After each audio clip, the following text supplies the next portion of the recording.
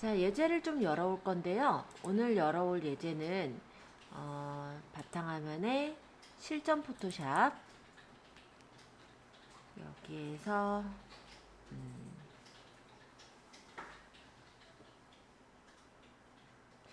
지금 열어올게. 어디 갔지?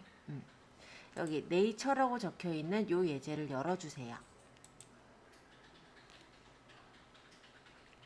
자, 이렇게 그냥 배경을 하나 열어왔고요. 저번 시간에 우리 배웠었던 타입 툴, 즉 문자 툴로 여기다 간단히 자연 한 스푼이란 문자를 적어 볼게요.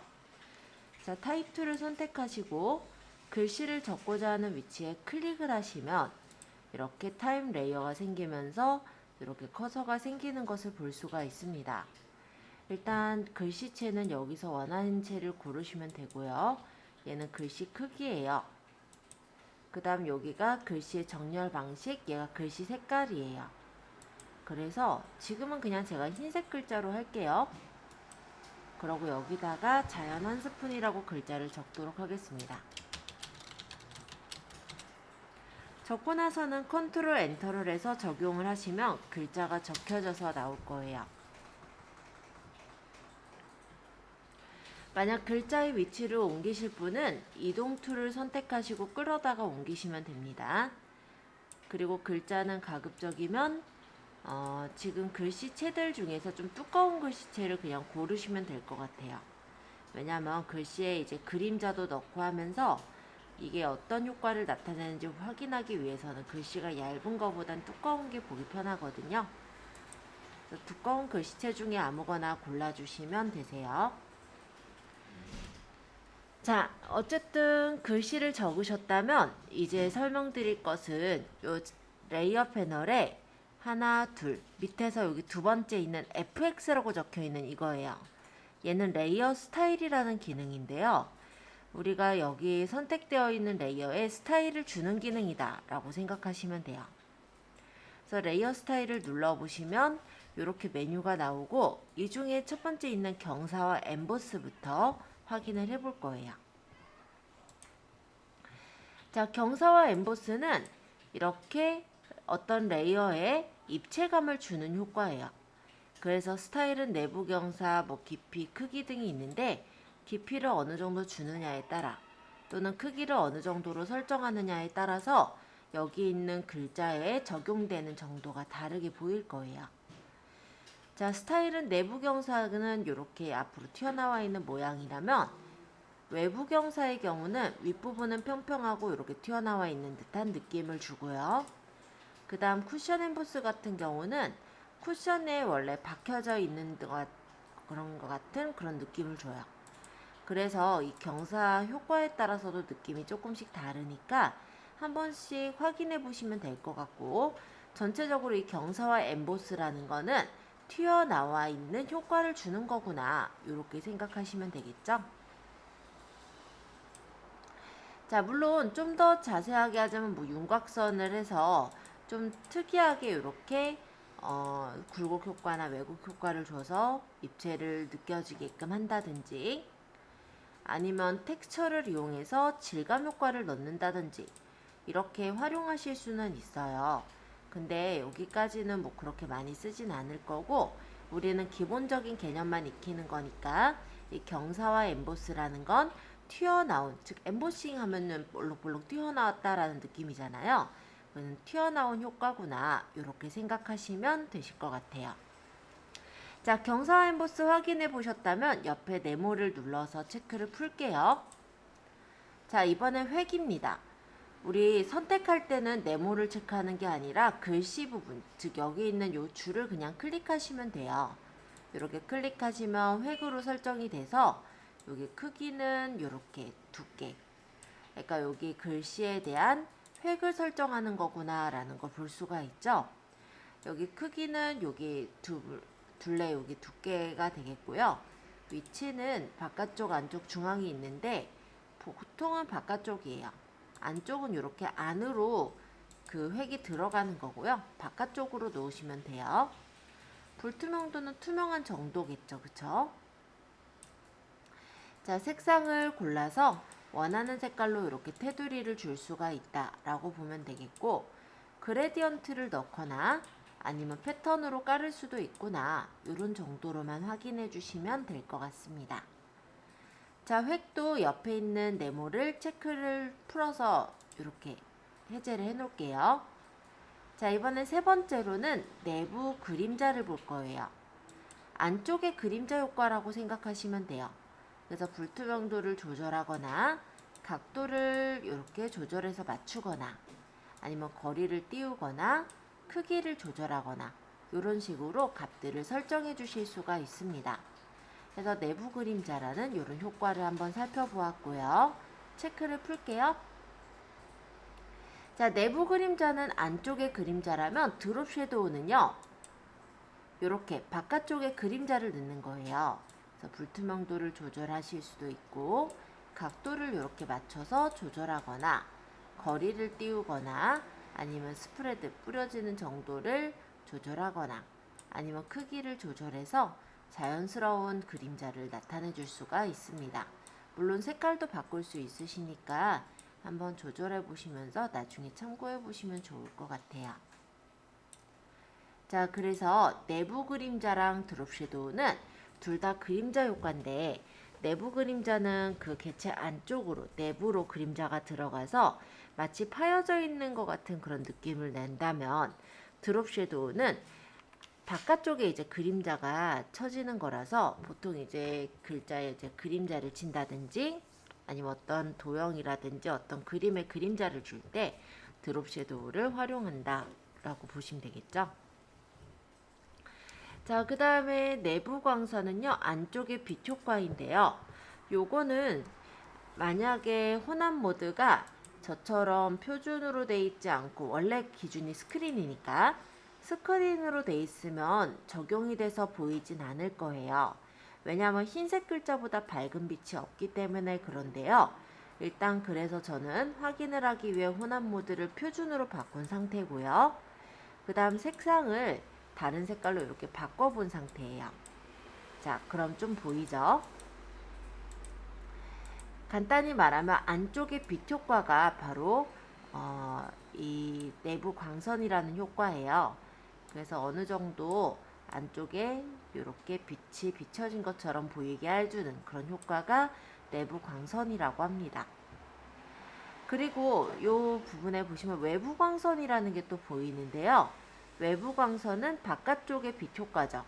보통 빛은 안쪽으로만 들어오는 게 아니라 바깥쪽으로도 새어나오기 때문에 내부 광선과 외부 광선을 같이 주시게 된다면 빛이 이렇게 비춰지는 그런 느낌을 주실 수도 있어요. 그래서 간단하게 말하면 네온 사인 같은 느낌을 줄 때 이 두 가지를 같이 주시면 괜찮겠죠. 자, 세틴. 세틴은 금속 광택 효과라고 합니다. 근데 금속 광택이 비춰진 것처럼 보이시나요? 글쎄, 잘은 모르겠어요. 어쨌든 효과 자체의 이름은 금속 광택 효과라고는 합니다. 그래서 각도나 거리에 따라서 이렇게 금속 광택이 비춰지는 것 같은 그런 느낌의 효과를 준다라고 생각하시면 되겠고요. 세팅도 풀게요. 색상 오버레이, 컬러 오버레이는 색상을 입혀버리는 효과예요. 그래서 여기서 내가 원하는 색깔을 고르고 여기에서 불투명도를 조절해서 색깔을 어느 정도 입힐 것인지 설정할 수가 있습니다. 색상으로 입히는 효과. 그 다음에 여기 그레디언트 오버레이는 그라디언트로 입히는 효과예요. 그래서 그라디언트를 골라서 이렇게 색깔을 입히면 그라디언트로 색깔이 입혀지는 효과라고 보시면 되겠죠.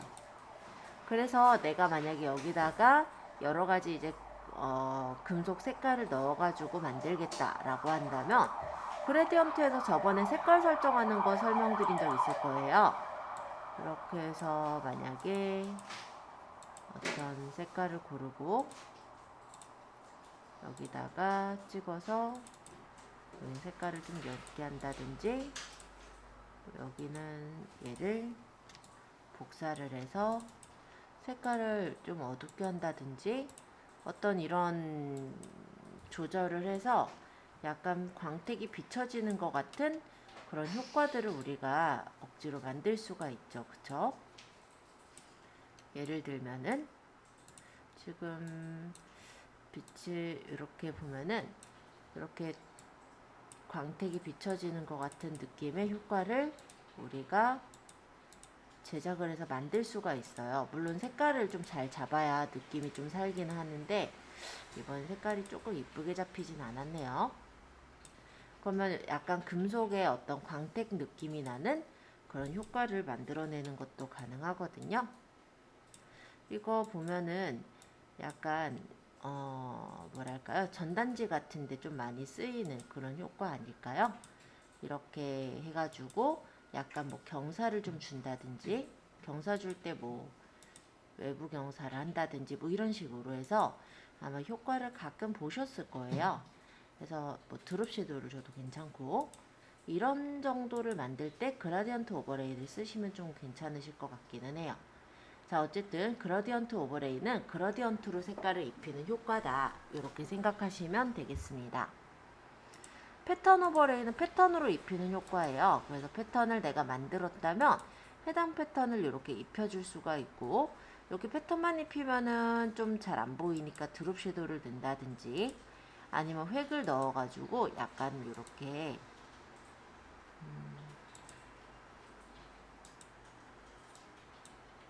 이렇게 해볼까요? 이런 식으로 어떤 글씨를 나타내 줄 때 활용하실 수도 있긴 하겠죠. 자, 그래서 여기 있는 레이어 스타일의 효과들은 한 번씩 다 소개를 해보았고요. 지금 제가 요 PPT에 나타낸 효과 정도는 튀어나온 효과, 즉 입체 효과와 그림자 효과를 좀 썼어요. 그리고 안쪽에 이제 광선 효과를 좀 쓰기는 했는데 일단은 입체 효과랑 그림자 효과 정도만 일단 가져와 볼게요. 그러면 내가 여기 자연 한 스푼에다가 여기 드롭 섀도우 그림자 효과를 누르고 경사와 엠보스 이렇게를 누른 다음에, 경사는 아까 내부 경사죠? 이렇게 해서 만들고 확인을 하면은 효과가 이렇게 설정이 됐습니다. 효과가 설정이 되면서 여기 옆에는 FX라고 붙고 효과가 이렇게 보이죠? 그래서 효과를 끌 거는 이렇게 눌러서 꺼볼 수도 있고, 네, 효과를 더 줄 거는 더블 클릭해서 효과를 다시 조금 더 설정하실 수도 있는 거니까 참고해 주세요. 자, 어쨌든 지금 제가 준 효과는 경사와 엠보스랑 그림자 효과를 줬거든요.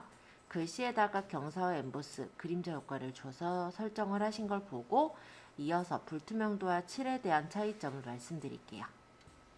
자, 옆에 불투명도를 제가 조절을 해볼게요. 불투명도는 오페시티라고 말을 하는데 여기 제가 만약 이걸 0으로 맞춰보면은 이 해당 레이어가 불투명도가 전혀 투명하게 되면서 효과까지도 사라지게 되는 걸 볼 수가 있습니다. 자, 불투명도는 이 레이어에 대해서 전체적으로 투명도를 설정하는 거구나, 이렇게 생각하시면 될 것 같고요. 이 밑에 7이라고 되어 있는 걸로 조절을 해볼게요. 이 7의 경우는 효과는 그대로 있으면서 안에 칠해져 있는 색깔만 이렇게 없애주는 효과예요. 그래서 지금 같은 경우는 투명 이미지를 만든 건 7을 0으로 설정을 해서 맞춰 놓은 거고요. 그럼 이렇게 투명한 글자 형태를 만들어서 배치를 해둘 수가 있더라, 이렇게 보시면 되겠죠.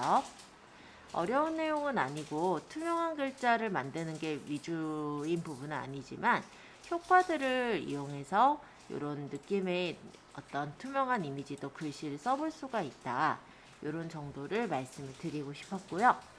한 번씩 적용해 보시고 질문 받고 그 다음 거 예제 또 들어가겠습니다. 자, 두 번째 이제 설명드릴 것은 레이어 마스크를 이용해서 자연스럽게 합성하기입니다. 레이어 마스크는 흰색일 때 이미지가 보이고 검은색일 때 가려지는 거예요. 일단 레이어 마스크가 어떤 기능을 하는 것인지부터 말씀을 드려보자면, 우리가 마스크를 쓰고 있는 부분은 가려지고 마스크를 쓰고 있지 않은 다른 부분들은 보이잖아요. 그와 마찬가지로 레이어의 일부분을 가려주는 걸 레이어 마스크라고 합니다. 그래서 레이어 마스크는 흰색인 부분은 그 이미지가 보이는 부분인 거고, 검은색인 부분이 가려지는 부분이라고 생각하시면 돼요. 그래서 지금 이미지에서는 새 창을 열어서 두 개의 이미지를 합성을 해 볼게요. 일단 새 창의 사이즈는 900에 770 픽셀로 일단 설정하도록 하겠습니다. 그래서 포토샵에서 새로 만들기, 폭을 900, 그리고 높이를 770으로 일단 세팅을 해주세요. 그러고 제작. 자, 일단 이렇게 창을 가져왔고요. 여기에다가 파일에 열기 Lleft라는 그림을 열어요. 그러고 얘를 끌어다가 이동 툴로 집어넣습니다. 닫을게요. 배치. 그 다음 옆에다가는 다시 파일에 열기를 눌러서 Llight를 열어요. 뜯어서 집어넣습니다. 그리고 또 닫아요. 자, 이렇게 일단 세팅을 해주세요. 지금 현재 어떤 상태냐면 레이어 1이 밑에 깔려있고 레이어 위에 살짝 겹쳐져 있는 그런 상태죠. 근데 좀 자연스럽지 않죠? 이 주변에 이 경계가 너무 또렷해서 좀 어색하죠? 그래서 이 레이어 2번을 선택해 놓은 채로 레이어 패널에 하나, 둘, 세 번째 사각형에 동그랗게 뚫려 있는 요게 레이어 마스크예요. 요걸 한번 눌러줄게요. 자, 그럼 어떤 상태가 되냐면 흰색의 어떤 창이 하나 들러붙어요. 그러고 화면에서는 아무것도 변하는 것은 없을 거예요. 자, 요게 레이어 영역인데요. 이게 이제 마스크 영역인데 흰색은 아까 얘기한 대로 모두 다 보이는 상태이기 때문에 아무런 변화가 없는 거예요. 그럼 요 레이어 마스크를 선택해 놓은 상태로 이제 하나, 둘, 셋, 넷, 다섯, 여섯, 일곱, 여덟, 아홉, 열, 열하나, 12번째 요 그레디언트 도구라는 걸 선택하겠습니다. 그리고 색깔은 여기서 하나, 둘, 세 번째 있는 까만색의 흰색으로 고를게요. 자, 그리고 선형 그라디언트로 까만색이 시작색, 끝색이 흰색이잖아요. 여기에 있는 요 선, 요 경계선에서부터 보이게끔 하고 싶은 위치까지를 이렇게 끌어서 놔주시면 자연스럽게 합성이 됩니다.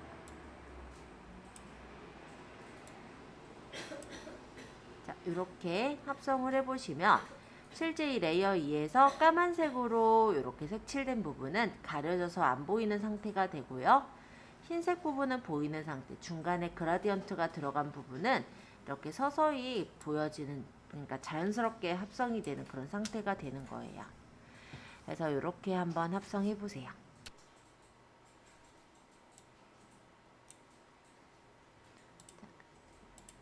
간단한 예제니까 다시 보여드리면 열기에서 제가 갈대를 골랐고요. 여기에다가 제가 노을을 집어넣고 싶은 거예요. 그래서 인터넷을 들어가서 네이버에서 노을을 찾은 거죠. 그럼 노을 이미지들이 여러 가지가 있는데 그 중에서 마음에 드는 노을 사진을 고르고 오른쪽 마우스 버튼 복사를 한 거예요. 물론 이미지가 아예 저장되어 있는 게 있으면 그걸 아까처럼 끌어다 넣으면 되지만 지금 제가 노을 사진이 저장되어 있는 게 딱 있는 게 아니라서 이렇게 가져왔어요. 자, 그리고 여기 있는 이 배경에다 컨트롤 V로 붙인 게 아까 그 내용이죠. 이미지를 닫아버렸더니 다시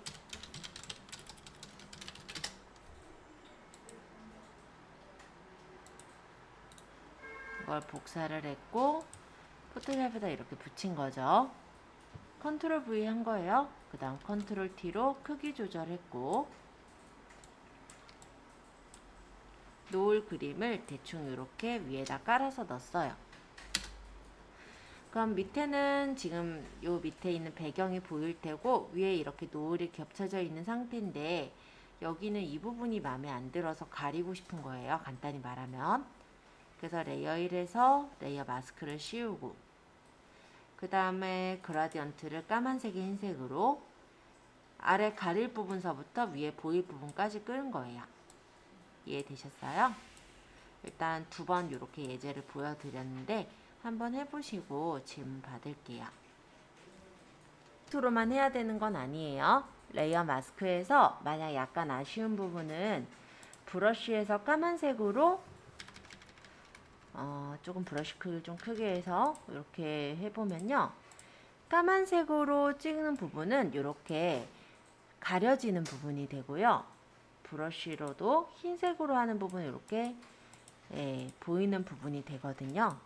그래서 지금은 제가 편의상 그라디언트로 처리를 했지만 꼭 그라디언트로만 해야 마스크가 씌워지거나 하는 건 아니고, 레이어 마스크에서 흰색은 보이는 영역, 까만색이 가려지는 영역이다. 그것만 기억하시면 이렇게 마스크를 이용해서 내가 보이게 할 영역들만 세팅을 해서 보이게 만들어 줄 수가 있다. 이렇게 생각하시면 될 것 같아요. 이런 식으로 예를 들면 제가 지금 여기서는 마스크를 설치를 하는 부분이 이 밑에 있는 갈대가 보이게 할 부분을 나타낼 거라서 까만색으로 색칠을 하고 있어요. 그럼 까만색으로 이렇게 색칠하는 부분은 마스크에서는 가려지는 부분이 되기 때문에 밑에 있는 배경이 보이는 거다. 이렇게 생각하시면 돼요. 지금 제가 브러쉬를 작게 하니까 조금 너무 이 부분이 어색하게 되는데, 요거 같은 경우는 브러쉬 크기를 적절하게 조절하면서 맞춰주시면 되는 거죠. 나중에 하실 때도. 그래서 일단 그라디언트로 마스크를 씌우는 거를 좀 말씀을 드렸지만, 마스크 자체가 꼭 그라디언트로만 들어가는 건 아니고, 아까 얘기했듯이 이렇게 까만색이나 흰색으로 채워가면서 마스크를 내가 보이는 영역, 가리는 영역을 표시할 수도 있더라. 그러니까 우리가 예를 들어서 여러 가지 선택 툴을 배워서 어떤 예제를 가져왔다라고 했을 때 그 그림에서도 일부를 내가 가려야 되거나 보이게 해야 될 때 이런 마스크를 쓰실 수가 있더라. 이렇게 생각하시면 될 것 같아요. 일단 1차적으로는 제가 설명드린 그라디언트로 처리하는 게 제일 좀 부드럽게 처리가 될 거고요. 2차적으로 내가 조금 더 세부적으로 고치고 싶은 부분이 있다면은 이런 식으로 브러쉬를 이용해서 수정을 하실 수도 있다. 이렇게 보시면 됩니다. 자, 레이어 마스크 설명드렸고요. 이제 클리핑 마스크로 일정 영역만 보이게 하기, 요거 말씀드릴게요. 레이어에 있는 이미지 중에서 일부만 화면에 보이고 싶을 때 바로 클리핑 마스크라는 기능을 사용하는데요. 클리핑 마스크를 적용한 레이어는 아래쪽 레이어에 있는 이미지랑 겹치는 부분만 화면에서 보여지게 됩니다. 간단히 말하면 어떤 도형에다 그림을 넣고 싶을 때 클리핑 마스크를 쓰시면 되게 편하게 활용하실 수가 있어요. 자, 예제를 하기 위해서 다시 포토샵에선 새로 만들기를 열게요. 사이즈는 그냥 1000에 1000픽셀 할게요. 우리 보통 많이 쓰는 게 1000에 1000픽셀 쓸 거니까 1000에 1000. 자, 지금 그냥 이렇게 하얀색 창을 좀 띄워주세요.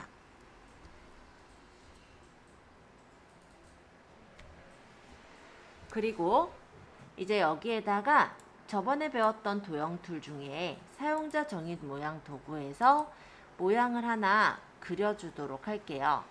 저는 하트 모양으로 골랐는데 여러분들은 다른 걸로 골라서 그리셔도 돼요. 그냥 마음에 드는 도형 하나를 그냥 여기 면에 그려주시면 됩니다.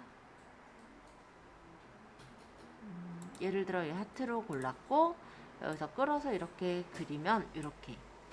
근데 지금 색깔이 흰색이라 안 보일 테니 색깔만 제가 좀 바꿔 놓을게요. 색상은 어떤 색상으로 하시든 상관없어요. 자, 이렇게 지금 배경에다 도형 툴로 도형 하나만 그려주세요. 요거 그려졌는지 보고 이어서 설명할게요. 자, 이번에는 파일에서 열기를 해도 되긴 한데 포함 가져오기를 한번 써볼게요. 자, 포함 가져오기 한번 눌러볼까요? 우리가 좀 전에 파일에 열기를 해서 끌어다가 넣었죠. 근데 그거를 한 번에 하는 거 그냥 바로 붙여버리는 게 포함 가져오기예요. 해볼게요. 자, 파일에 포함 가져오기를 누르고 이번에 예제는 초콜릿이라는 예제를 가져오겠습니다. 그럼 바로 이렇게 붙여지죠? 크기 조절 바로 하셔서 배치하시면 돼요. 일단 크기를 조절하실 때는 지금 그린 도형보다 크게 그 도형이 가려지게 이렇게 배치해 주시고 엔터 쳐서 적용하겠습니다. 지금 보시면 배경 밑에, 그러니까 배경 위에 이렇게 모양이 있고 그 위에 초콜릿이 얹어져 있기 때문에 지금 현재는 초콜릿 그림만 보일 거예요. 자, 여기에서 요 모양 1과 초콜릿 사이에 요 경계선 있죠. 여기서 Alt를 누르시면서 클릭하시면 이렇게 모양 1의 초콜릿이 들어갑니다. 다시 꺼낼 때도 Alt 누르면서 경계선에서 찍으면 이렇게 클리핑 마스크가 풀려요. 또 단축키 알려드릴게요. 이 초콜릿이라는 그림이 선택이 되어 있는 이 상태로 컨트롤 Alt G, 얘가 클리핑 마스크의 단축키예요. 저는 컨트롤 Alt G를 많이 쓰는데 혹시 어렵다면은 아까 얘기했듯이 레이어랑 레이어 경계선에서 Alt 클릭도 가능하세요. 지금 모양을 잘 넣었는데 이 모양 1번 요 하트를 제가 선택을 해볼게요. 저는 요 하트에다가 약간 튀어나온 효과를 주면서 그림자를 넣고 싶어요. 그래서 이 모양 1을 골랐고 여기에 아까 전에 설정했던 FX를 눌러서 설정해 주시면 되는데요. FX는 이렇게 레이어에 빈 공간 있죠. 이 빈 공간을 따닥 눌러도 이렇게 레이어 스타일을 설정할 수 있으시니까 참고해 주시면 좋을 것 같습니다.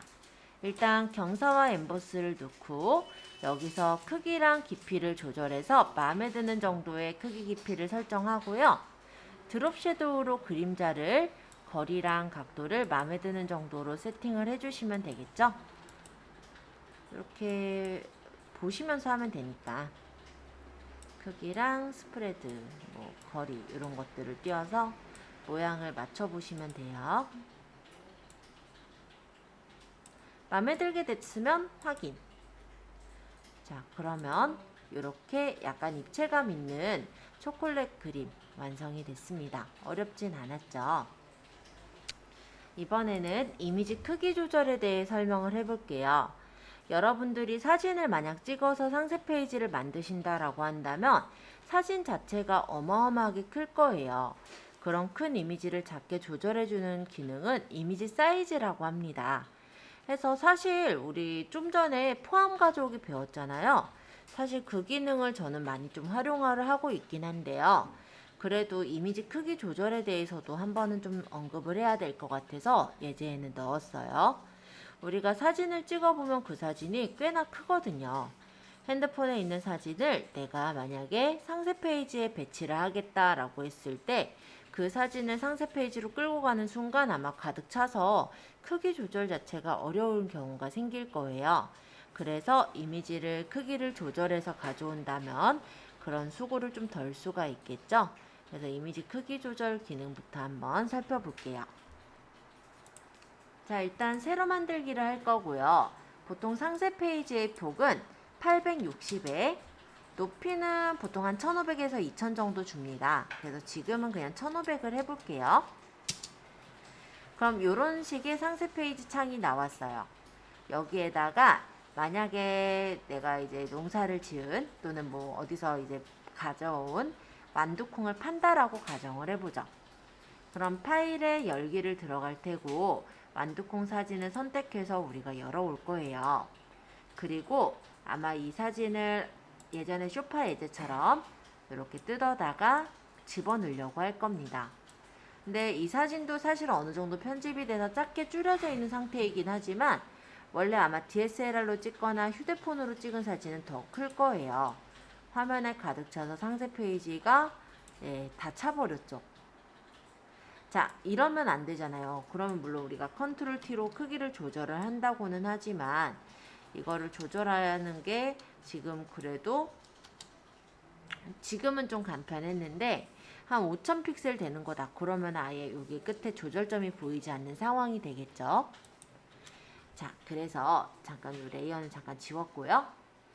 파일에서 열기를 해서 우리가 여기 완두콩을 가져올 때 이 완두콩의 이미지로 가보면 이미지 크기를 볼 수가 있어요. 한번 눌러볼게요. 이미지의 이미지 크기. 자, 이 완두콩의 이미지는 지금 폭이 2000 픽셀에 높이가 1900 픽셀로 되어 있는 상태예요.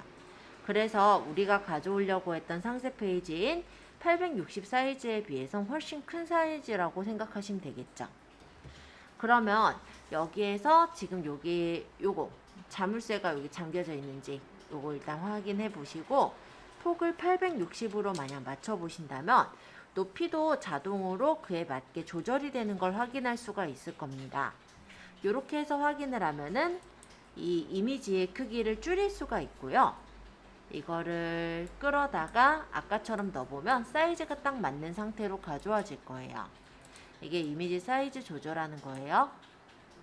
간혹 들어 이런 경우에도 활용할 수가 있는데요. 우리가 증명사진을 찍으면 증명사진을 메일로 받잖아요. 또는 스캔을 뜨잖아요. 그거를 예를 들어 내가 어딘가 이제 자격증을 신청을 하기 위해 또는 자격증 이제 응시를 하기 위해서 사진을 넣으려고 하면 사이즈가 안 맞는다고 떠요. 그럼 이미지의 사이즈를 우리가 조절해야 되는 상황이 생기죠. 그 이미지의 사이즈를 조절하는 곳이 이미지 크기다. 이렇게 생각하시면 이해는 좀 더 쉬울 것 같아요. 자, 이미지 사이즈 한번 보셨고요. 그 다음에 얘를 이제 우리가 글씨를 쓴다라고 한다면 우리가 타입 툴 배웠으니까 타입 툴로 클릭하고 뭐 예를 들어서 뭐 곡산, 뭐 완두콩 뭐 이런 식으로 쓸 것 같아요. 그쵸? 뭐 사실은 기획이 좀 이루어진 후에 이용을 하겠지만은 지금은 그냥 뭐 하면서 뭐 여기다가 뭐 잔뜩 뭐 얘기를 적으면서 여기다가 또 다른 사진을 넣을 텐데 예를 들어서 파일을 열기를 해서 사진을 또 하나 넣는다라고 가정을 해볼게요.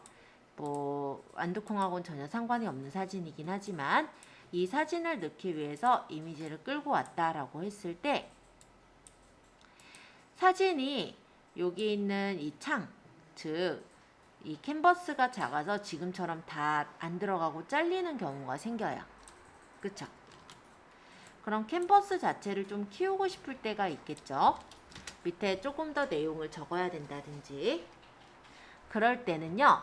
원래는 이미지에서 캔버스 사이즈로 조절하는 게 맞지만 요걸로 조절하려고 그러면 여기다 이제 높이 값을 상대치로 놓고 뭐 500픽셀을 주고 아래쪽으로 늘리겠다 뭐 이런 세팅을 다 하고 확인을 하셔야 되거든요. 그럼 이렇게 늘어나기는 해요. 근데 요거보다 더 간단한 방법은 하나, 둘, 셋, 넷, 다섯 번째 위치에 있는 자르기 도구를 활용하시는 방법이에요. 자, 일단 이때는 배경 색깔이 흰색이셔야 됩니다. 자, 배경색이 흰색인 상태로 자르기 툴로 요 가장자리 요 끝에를 늘려주시면 이렇게 툴을 그냥 가볍게 늘려서 계속해서 작성을 할 수가 있거든요. 물론 필요 없는 부분에 대해서는 마찬가지로 이렇게 잘라내거나 할 때 활용하는 게 자르기 툴이니까 이것도 한번 가볍게 봐두시면 좋을 것 같아요. 그래서 지금 설명드린 거는 원래 이미지의 이미지 사이즈 이 부분이지만 그래도 캔버스에 대한 크기도 우리가 조절해야 될 수 있으니까 제가 여기서 자르기 툴을 사용하는 방법도 가볍게 설명을 드렸습니다. 자, 어려우신 점 있으신지 체크해 보고요. 그런 다음에 요 예제까지만 하고 조금 쉬었다가 보정 툴 들어갈게요. 자, 그러면 요 예제 해보셨으면 이제 그 다음 걸 또 들어가 볼게요. 자, 이번에 원근감이 느껴지도록 크기 조절하여 배치하기 라고 되어 있는데 간단하게 말하면 이전에 사실 배웠던 기능들이에요. 일단 예제는 스니커즈 예제를 가져올게요. 여기 스니커즈. 자, 이렇게 보시면 한쪽에는 분홍색 운동화, 한쪽에는 파란색 운동화가 있어요. 근데 이렇게 같이 놨다 보니까는 시선이 분산이 돼서 어느 한 곳에 집중을 하기가 조금 힘든 상태네요. 자, 이럴 때 우리가 하나의 운동화를 선택해서 줄여버리면 한쪽에 시선이 갈 수가 있게 도울 수 있겠죠. 그래서 일단은 배경 색깔이 흰색인지 한번 봐주시고 그 다음에 여기 사각형 선택 윤곽 도구로 요 왼쪽에 있는 분홍색 스니커즈를 선택을 했습니다. 그런 후에 컨트롤 T 눌러서 크기 조절을 좀 할게요. 자, 내가 원하는 사이즈만큼 설정하시고 일단 엔터. 선택 영역은 풀지 마세요, 아직. 자, 우리가 이렇게 해놓으면 일단 신발이 앞쪽에 있는 걸 조금 더 우리가 주목해서 볼 수가 있게 돼요. 근데 보통은 원근법에, 그러니까 뒤에 있는 물체는 어떻게 보여요? 보통은 좀 흐리게 보이죠. 그래서 요 물체를 좀 흐리게 만들 건데, 예전에 우리 툴로는 프림 효과 도구라는 걸로 배웠을 거예요. 근데 지금은 제가 이 툴을 활용할 게 아니라 필터에 있는 블러 효과를 활용해서 보여드리려고 하는 거예요. 자, 여기 있는 이 선택 영역에 있는 내용을 좀 흐리게 하고 싶을 때, 그때는 필터에 보시면요, 여기 흐림 효과라는 게 있어요. 여기서 가우시안 흐림 효과의 경우는 내가 흐리게 하는 정도를 여기서 직접 조정하면서 보시면서 흐림 효과 정도를 조절해서 맞춰줄 수가 있습니다. 약간만 조금만 흐리게 할 거면 이렇게 반경을 낮게 해주시면 되겠고, 마음에 들게 효과가 적용이 됐다면 확인 누르시면 되는 거예요. 그리고 선택 영역 해제는 컨트롤 D. 그러면 딱 봤을 때 일단은 여기 있는 파란색 운동화가 확실히 좀 더 강조가 돼서 보이는 걸 확인할 수 있죠. 이렇게 한번 만들어 보시는 게 지금의 예제였어요.